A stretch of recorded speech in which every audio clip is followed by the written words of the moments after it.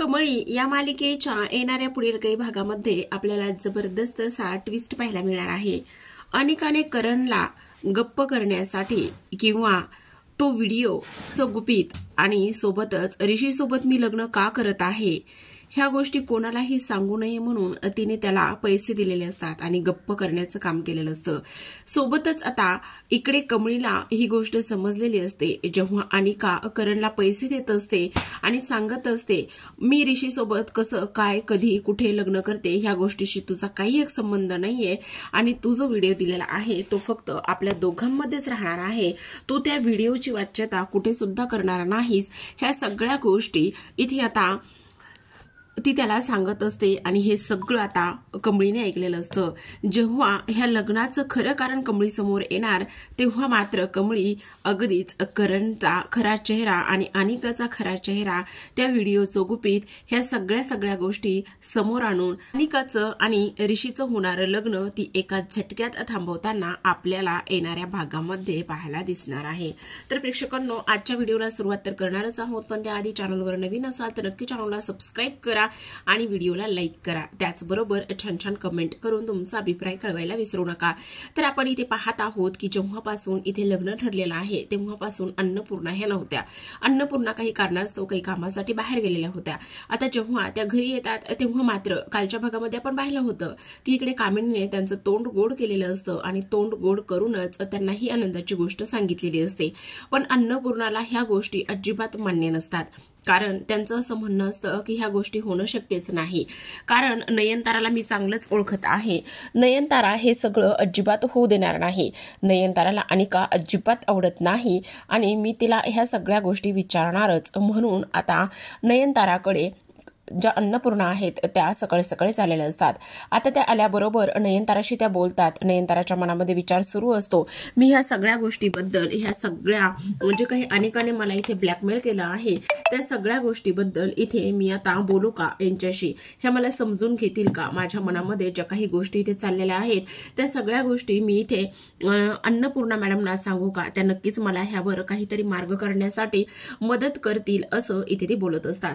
आता हे सगळं काही त्यांचं बोलणं सुरू असतं आणि हे सगळं काही बोलणं सुरू असताना इथे अन्नपूर्णा म्हणत असतात, बोल ना, काय झालेलं आहे? आतापर्यंत मी पाहिलेलं आहे की तुला अनिका अजिबात पसंत नव्हती, तू कुठल्या दबावाखाली आहेस का किंवा काही झालेलं आहे का? हे बघ, अनिका माझी नात आहे, ती मला प्रिय आहे, लाडकी आहे, दोघांचं लग्न होतं ही गोष्ट चांगलीच आहे, पण तरी सुद्धा एकंदरीत आपण मुलांचं आयुष्य मुलांची जबाबदारी घेतलेली आहे, दोघांचं लग्न इथे जुळवत आहोत, त्यामुळे मला तुला ह्या गोष्टी विचारायच्या आहेत, सांग, काही जर प्रॉब्लेम असेल तर तू सांगू शकतेस असं इथे ती बोलत असते। पण प्रेक्षकांनो, तेव्हाच अगदी नयनतारा सांगायच्या वेळेला जेव्हा नयनतारा मनामध्ये विचार करते काय करू, मी सांगू का ह्या सगळ्या गोष्टी? जर सांगितल्या तर अन्नपूर्णा मॅडम नक्कीच ह्या सगळ्या गोष्टीवर काहीतरी मार्ग काढू शकतील, म्हणून मला असं वाटतंय की नक्कीच काहीतरी करावं आणि ह्या सगळ्या गोष्टी ज्या आहेत त्या आपण इथे सांगून टाकाव्या असा विचार तिच्या मनामध्ये येतो। आता हा सगळा विचार मनामध्ये येतो आणि तेव्हा ती म्हणत असते, मॅडम मला तुम्हाला काहीतरी सांगायचं आहे असं म्हटल्याबरोबरच आता इथे रागिनी आणि कामिनी दोघी मायलेकी सुद्धा आलेल्या असतात। आता त्या दोघींना असं अचानक तिथे पाहिल्यानंतर इकडे मात्र ती म्हणत असते, अगं वहिनी, तू इथे सकाळी इकडे कशी आलीस? असं बोलल्यानंतर आता इकडे मात्र लगेचच नयनतारा शांत बसते। नयनताराला काहीच सांगता येत नाही, नयनतारा आहे त्याच ठिकाणी शांत राहिलेली असते आणि तेव्हा इकडे लगेचच अन्नपूर्णा म्हणत असते, अगं पण तुम्ही दोघी सकाळी इकडे कशा? एवढी मोठी आनंदाची बातमी होती आणि त्याकरिता आम्ही इथे आलेलो आहोत आणि म्हणून गुरुजींना पण सोबत घेऊन आलेलो आहोत। आता गुरुजींना पण सोबत घेऊन आलेले आहेत असं म्हटल्याबरोबर आता नयनतारा म्हणत असते, गुरुजींना सोबतच म्हणजे मला नाही कळलं काय चाललं आहे तर? अगं असं काय करतेस, एवढी आनंदाची बातमी आहे म्हणून म्हटलं लवकरात लवकर आपण साखरपुडा उरकून टाकूयात। तेव्हा अन्नपूर्णा म्हणतात, अगं काय हे कामिनी, किती घाई ती, आणि आत्ताच तुम्ही फक्त लग्नचं बोललात, मुलींना विचारलेलं आहे तर लगेच साखरपुड्याची घाई, पण एवढं सगळं का आणि कशासाठी घाईत? तेव्हा आता त्यांना समजत असतं की नाही, नयनतारा नक्कीच काहीतरी इथे गोंधळ घालेल आणि नयनतारा अन्नपूर्णाला सांगेल। जर नयनताराने ह्या सगळ्या गोष्टी अन्नपूर्णाला सांगितल्या तर मग मात्र प्रॉब्लेम होऊ शकतो असा इथे ती विचार करते आणि असा तिने विचार केल्यानंतर ती पुन्हा विचार करत असते, नाही मला तर आत्ता वाटतंय की सांगावं, पण इकडे मात्र आता कामिनी रागिणीने बोलण्यासाठी काही संधी सोडलेली नसते. ती गुरुजींना सोबत घेऊन आलेली असते आणि म्हणत असते, आता जर एवढ्या सगळ्या गोष्टी व्यवस्थित होत आहेत तर आपण कशाला उगाचच माघार घ्यायची आहे आणि कशाला उगाचच काही करायचं आहे. तर मला असं वाटतंय की आपण लवकरात लवकर हे सगळं जे काही आहे ना ते ठरवून मोकळं होऊयात, असा ती विचार करते. गुरुजी सांगा बरं, तुम्ही पत्रिकेत लवकरात लवकर बघा आणि लवकरात लवकर पत्रिका बघूनच आता जवळचा मुहूर्त सांगून टाका. आता तेव्हा गुरुजी म्हणत असतात की आता 1-2 महिने तरी इतक्यात मुहूर्त अजिबातच नाही. असं म्हटल्यानंतर आता सगळ्यांना आनंद झालेला असतो. खाली रागिणी आणि कामिनी सोडता बाकीच्या सगळ्यांना आनंद होतो. पण सगळ्यांना आनंद झालेला पाहता क्षणी इकडे मात्र सगळ्यात महत्वाची गोष्ट असते आणि ती म्हणजे की इकडे जी काही कामिनी आहे ती कामिनी मात्र इकडे लगेचच गुरुजींवरती डोळे वटारण्याचं काम करते. आणि तेव्हा गुरुजी म्हणत असतात, एक मिनिट मी आणखी एकदा पाहून घेऊ का. असं म्हटल्यानंतर आता लगेचच पुन्हा एकदा ते चेक करत असतात आणि पुन्हा चेक केल्यानंतर ते म्हणत असतात, येत्या 3 दिवसामध्ये एक छान असा मुहूर्त आहे. 3 दिवसामधला मुहूर्त नक्कीच आपण वापरू शकतो. 3 दिवसामध्ये चांगला मुहूर्त आहे. असं म्हटल्यानंतर आता इकडे मात्र सगळ्यांना शॉक लागतो. 3 दिवसामध्ये आता अन्नपूर्णा म्हणतात, अगं तू वेडी आहेस का, असं कसं 3 दिवसामध्ये आपण ह्या सगळ्या गोष्टी मॅनेज करणार आहोत. अगं असं काय करतेस वहिनी, हे बघ लग्न आरामात करूयात आणि लग्नासाठी खूप अवकाश आहे. लग्नासाठी काहीच घाई करायची नाही. आपल्याला काय करायचं आहे, लवकरात लवकर फक्त साखरपुडा करून टाकायचा आहे, उरकून टाकायचा आहे. एकदा का आपण लवकरात लवकर साखरपुडा उरकून टाकला की मग कशी मुलं पण मोकळी आणि सगळंच मोकळं. आता यांच्याकडे काहीच पर्याय शिल्लक राहिलेला नसतो आणि काहीच पर्याय शिल्लक न राहिल्यामुळे आता आपण पाहतो की इकडे लगेचच जी कामिनी आहे ती मात्र तिच्या तोंडामध्येच पेढा कोंबण्याचं काम करत असते. आता तिच्या तोंडामध्ये पेढा कोंबल्यानंतर इकडे मात्र सगळ्यात महत्वाची गोष्ट प्रेक्षकांनो की आता लगेचच नयनताराच्या डोळ्यामध्ये अश्रू आलेले असतात. तिला वाईट वाटत असतं, ह्या सगळ्या गोष्टी अशा होत आहेत ह्यामुळे तिला खूप मोठा धक्का बसलेला असतो. पण आता मात्र तिच्याकडे कुठलाच पर्याय शिल्लक राहिलेला नसतो. तर आपण इकडे दुसऱ्या बाजूला पाहतो की प्राजू कॉलेजमध्ये गेलेली असते. प्राजू कॉलेजमध्ये गेल्यानंतर इकडे ती कमळी आणि निंगीशी बोलत असते. ती रडायला लागलेली असते आणि ती म्हणत असते की दादा हा लग्न का करतोय, कशासाठी करतोय मला कळत नाही, पण मला मात्र खूपच टेन्शन आलेलं आहे. तेव्हाच ती म्हणत असते, अगं असं काय करतेस, असू देत ना. आणि हे बघ त्यांनी काहीतरी विचार करूनच ह्या सगळ्या गोष्टी इथे ठरवल्या असतील किंवा हे सगळं त्यांनी विचार करूनच केलेलं असेल ना. पण इकडे आता ती म्हणत असते, नाही दादा खरं तर मला तुला काहीतरी सांगायचंय. पण काय सांगायचं आहे असं विचारल्यानंतर इकडे मात्र प्राजू शांत बसलेली असते. कारण ती म्हणत असते, काय करू, सांगून टाकू काहीला की दादाला इथे अनिकासोबत नाही तर तुझ्यासोबत लग्न करायचंय. इथे दादाला ती नाही तर इथे तू आवडत आहेस. ह्या गोष्टी इथे मी सांगू का, काय करू मला कळत नाही, असा इथे ती विचार करते. पण ह्या सगळ्या गोष्टींचा विचार केल्यानंतर तेवढ्यातच तिथे ऋषी आलेला असतो. आता ऋषी तिथे आल्याबरोबरच लगेचच तो इकडे प्राजूला म्हणत असतो, प्राजू तू इथे काय करतोय, चल लंच ब्रेक झालेला आहे तर आपण आता सोबत एकत्रच दोघे सुद्धा लंच करून घेऊयात. पण प्राजू रडत असते आणि तेव्हा कमळी निंगी तिला मात्र समजावून सांगण्याचं काम करत असतात की हे बघ प्राजू काय झालेलं आहे, प्लीज तू एवढी रडू नकोस ना. पण इकडे निंगी म्हणत असते, खरं सांगू का ग प्राजू, तुला तर इथे ती अनिका आवडतच नाही, पण मला सुद्धा ती अनिका ना तर अजिबातच आवडत नाही. मला सुद्धा तिचा प्रचंड राग येतोय, माझ्या तर ती खूपच डोक्यात जाते बघ, असं इथे ती बोलत असते. आता ह्या सगळ्या काही गोष्टी इथे बोलत असताना जो ऋषी आहे तो मात्र प्राजूला लंच करण्यासाठी घेऊन गेलेला असतो. आता ऋषी घेऊन जात असतो तेव्हा मात्र तो फक्त कमळीकडे पाहतो, तिला काहीच वाइब्स देत नसतो, म्हणजेच बोलत नसतो, हाय हॅलो तुम्ही चला जेवायला वगैरे, ह्या सगळ्या गोष्टी तो इथे काहीही बोलत नसतो. आणि ह्या सगळ्या गोष्टी इथे काहीच न बोलल्यामुळे आता मात्र इकडे सगळ्यात महत्वाची एकच गोष्ट असते प्रेक्षकांनो, आणि ती म्हणजेच की आता काही जरी झालेलं असलं तरी सुद्धा आपण पाहतो की कशा पद्धतीने इथे आता जी काही कमळी आहे, कमळी वेगळ्याच विचारामध्ये असते. ती म्हणत असते, नाही प्राजूला नक्कीच काहीतरी सांगायचं होतं, पण प्राजू आपल्यापासून काहीतरी लपवण्याचं काम करते, पण काय लपवण्याचं काम करते कळत नाही, असं कमळीच्या मनामध्ये विषय येतो. तर आता इकडे प्राजू आणि तेव्हा ऋषी दोघं जण लंच करत असतात आणि लंच करत असताना खरं तर ऋषीचं जेवणाचा अजिबातच मूड नसतो. तेव्हा इकडे प्राजू त्याला म्हणत असते, दादा काय झालेलं आहे, तुला खरं सांगू का, ह्या सगळ्या गोष्टी मला सुद्धा पटलेल्या नाहीयेत आणि तू का का लग्न करायला तयार झालेला आहेस? प्लीज तू सरळ सरळ नकार दे ना. मला ती अनिका अजिबात आवडत नाही हे तुला सुद्धा चांगलंच माहिती आहे. मग तू ह्या सगळ्या गोष्टीला का बरं इथे होकार देत आहेस असं ती त्याला बोलत असते. तर प्रेक्षकांनो, आपण इकडे दुसऱ्या बाजूला पाहतो की आता कॉलेजमध्ये बरंच काही काम असतं आणि त्याचं एक रजिस्टर कमळीला शोधण्यासाठी टीचरांनी सरांनी सांगितलेलं असतं. तर इकडे आता अनिका आणि तेव्हा करण जो तिचा जवळचा मित्र आहे ते दोघं जण एका स्टोर रूम मध्ये भेटतात. तिथेच कॉलेजची एक स्टोर रूम आहे, तिथे भेटत असतात.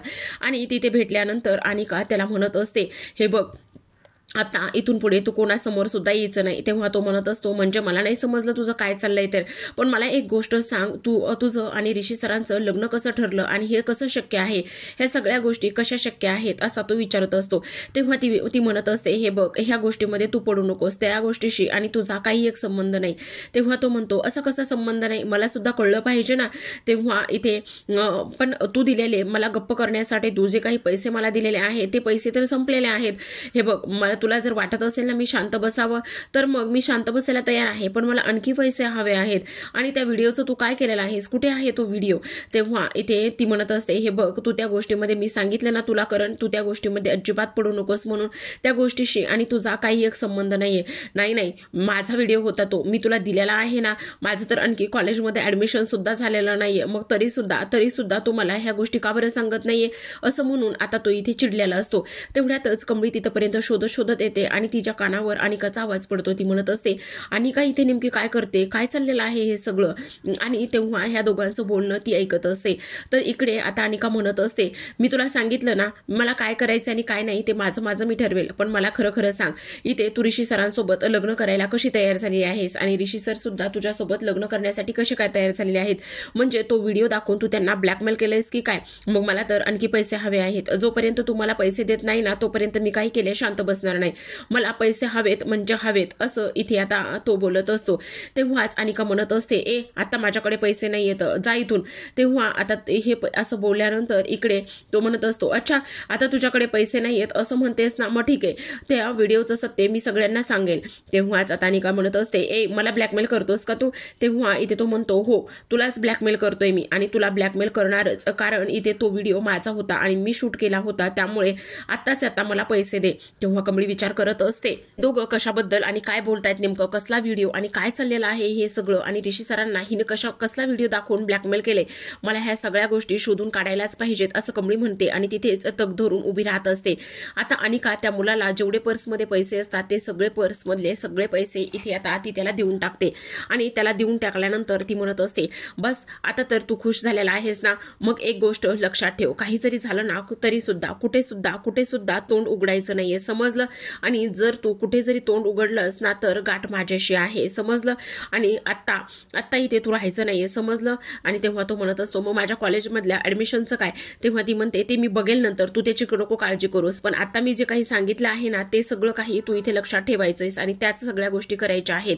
माझं लग्न कसं होतंय, काय होतंय आणि ऋषी माझ्यासोबत कशामुळे लग्न करतोय ह्या गोष्टीशी तुझा काही एक संबंध नाहीये, समजलं? आणि त्या व्हिडिओचे मी तुला खूप सारे पैसे आता दिलेले आहेत, अगोदर पण दिलेले आहेत आणि आता पण तुला मी त्या व्हिडिओचे पैसे देत आहे, त्यामुळे आत्ताच्या आत्ता इथून जायचं. पण तो म्हणत असतो, नाही मी आत्ता हे पैसे घेतलेले आहेत, पण सगळ्यात महत्वाची गोष्ट मी एवढ्यातच जाईल असं तर होणार नाहीये, कळलं तुला?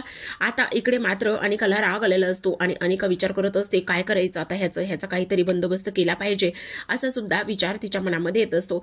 तर आता प्रेक्षकांनो, आपण पाहतो की इकडे मात्र कमळीकडून एका बॉक्सला धक्का लागलेला असतो आणि कमळीकडून एका बॉक्सला धक्का लागल्यानंतर कमळी पटकन तिथेच बाजूला लपून बसते.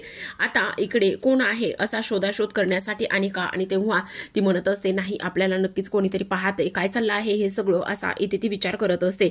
आजूबाजूला जाऊन पाहते, पण आजूबाजूला पाहिल्यानंतर तिला मात्र इथे कोणीच दिसत नाही आणि कोणीच न दिसल्यामुळे पुन्हा ती आहे त्याच ठिकाणी इकडे येण्याचं आणि थांबण्याचं काम करत असते. तर आता पुन्हा त्या करणला म्हणत असते, हे बघ आता एवढे पैसे माझ्याकडे जेवढे होते तेवढे मी तुला दिलेत, पण तो मुलगा म्हणतो, अगं एवढ्या पैशाने काय होणार आहे, एवढे पैसे आणि एवढ्या पैशात तर काहीच होणार नाहीये, एवढा मोठा व्हिडिओ आणि त्यामुळे तू ऋषी सोबत एवढं लग्न करत आहेस, मग मला सुद्धा आणखी काहीतरी पाहिजे. तेव्हा ती म्हणते, हे बघ आता एवढे पैसे दिलेत ना, हे पैसे घ्यायचे आणि बाजूला व्हायचं, समजलं? आता ह्या सगळ्या भानगडीत पडायचं नाहीयेस तू, असं म्हणून ती त्याला तिथून हकलवून देण्याचं जवळपास काम करत असते. प्रेक्षकांनो, इकडे आपण दुसऱ्या बाजूला पाहतो की आता कमळीला सगळ्या गोष्टी समजलेल्या असतात आणि कमळीला आता ऋषीसोबत बोलायचं असतं आणि ऋषीसोबत बोलण्यासाठी ती आता खूप काही प्रयत्न करत असते। त्याचसोबत इकडे आता एक फाईल तिला सापडलेली असते आणि ती फाईल घेऊन ती आता ऋषीच्या केबिनमध्ये जाते आणि तिथे गेल्यानंतर ती ऋषीला म्हणत असते, ऋषी सर, हे बघा, ही मी तुम्हाला फाईल दिलेली आहे आणि त्यावरती तुम्ही पाहिजे तेव्हा सह्या करा।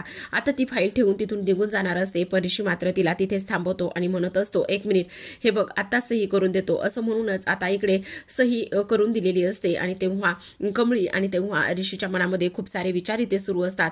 कमळीला इथे ऋषीला बरंच काही विचारायचं असतं, लग्नाचं कारण विचारायचं असतं आणि तेव्हा अनिका तुम्हाला फसवते, कसला तरी व्हिडिओ ब्लॅकमेल, तिच्याकडे कसला तरी व्हिडिओ आहे आणि त्या सगळ्या गोष्टी आता इकडे कमळीला तर माहिती असतात, पण कमळी सगळ्यांसमोर कसं आणेल आणि तेव्हा कमळी आणि ऋषीचं होणारं लग्न मात्र ती कशा पद्धतीने थांबवेल हे पाहणं खूपच इंटरेस्टिंग आणि रंजक असणार असतं प्रेक्षकांनो। तर अशाच नवनवीन डेली मालिकांचे अपडेट्स आणि ट्विस्ट जाणून घ्यायचे असतील, पाहायचे असतील तर नक्की चॅनलला सबस्क्राईब करा। सोबतच आता इकडे मात्र दुसऱ्या बाजूला आपण पाहणार असतो की आता जे काही लग्न इथे ठरलेलं आहे आणि त्याचा जो काही साखरपुडा, त्याची तयारी वगैरे आहे, हे सुद्धा आपण पाहणार आहोत। कारण अनिकाने आता इथे त्यांचे जे काही ड्रेसेस आहेत त्यांना मॅचिंग ड्रेस कोड असतो आणि ते त्यांना करायचं असतं, त्यामुळे ती मुद्दामूनच इथे कॉलेजमध्ये घेऊन आलेली असते आणि सगळ्यांसमोर इथे ती दाखवण्याचं काम करते। पण प्रिन्सिपल म्हणत असतात, हे सगळं काय घेऊन फिरतेस तू? तर ती म्हणत असते, त्याचं काय आहे ना, आता ऋषी सरांची आणि माझी एंगेजमेंट आहे ना, त्यामुळे हे सगळं आता इथे त्यांना मी दाखवायला आणलेलं आहे। तेव्हा कमळीला खूपच जास्त टेन्शन आलेलं असतं। तिच्या मनामध्ये एकच विचार सुरू असतो की ह्या करणचं आणि हिचा काय संबंध आहे, त्याचबरोबर ही करणला का पैसे देत होती आणि तो कसल्या व्हिडिओबद्दल बोलत होता, हे सगळं मला इथे शोधून काढावंच लागणार आहे, असा सुद्धा इथे आता ती विचार करत असते।